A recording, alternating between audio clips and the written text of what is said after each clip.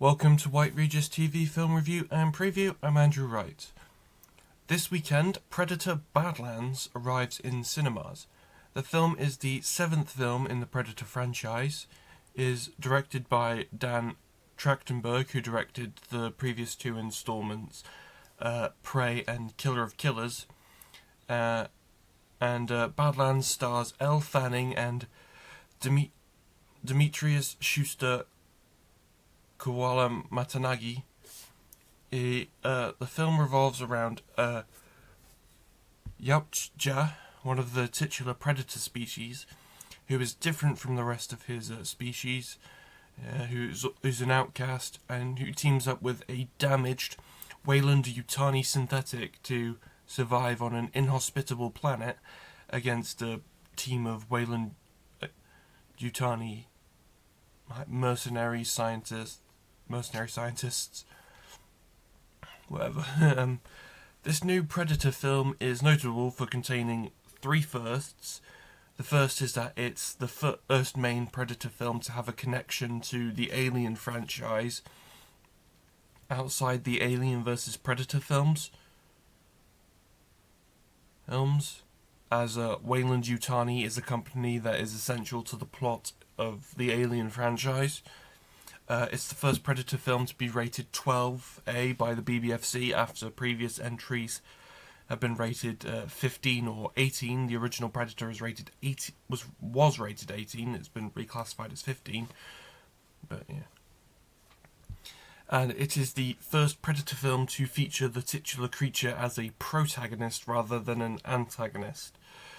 Although, if I'm remembering right, in the original Alien vs. Predator, the Predator was somewhat of a protagonist because it teamed up with a human to take down the Xenomorph, if I'm remembering correctly. I think I last watched it last year, so... So the film so far has received 90% positive reviews from critics, so that's pretty good. Pretty good for something like this, especially for something that is so vastly different than what they've done before. Predator Badlands is in cinemas now. This week, Den of Thieves 2 Pantera was released on home video. The film is a sequel to the 2018 film Den of Thieves and stars Gerard Butler and O'Shea Jackson Jr. reprising their roles from the first film. The film is inspired by the 2003 Antwerp diamond heist, and the film revolves around Butler's Los Angeles Sheriff's Department sheriff, following O'Shea Jackson's suspected thief character to Europe in an attempt to team up with him for a robbery in France's Diamond District, in the south of France, I believe. So the film was released straight to Amazon Prime Video in the UK in late April, I believe, where I reviewed it on this program. I hailed the use of exotic and foreign locations and languages as part of a plus in expanding the world of the film from the first one, as well as how they develop the friendship between Butler and Jackson's characters. It's because they had quite a very different antagonistic relationship in the first film, whereas in the second film they're a bit more buddy-buddy. But I criticised that it retained the same sort of issues of the first film, mainly in terms of like pacing. It's too long, it's too baggy, and doesn't, for a film that's essentially a heist film, doesn't really have enough action. I gave the film 3.5 stars out of 5. Den of Thieves 2 is available now on home video. Also released on home video this week was Haikyuu The Dumpster Battle, a movie sequel to the 4th season of the Haikyuu anime, and the first film in a planned 2-part conclusion of the film.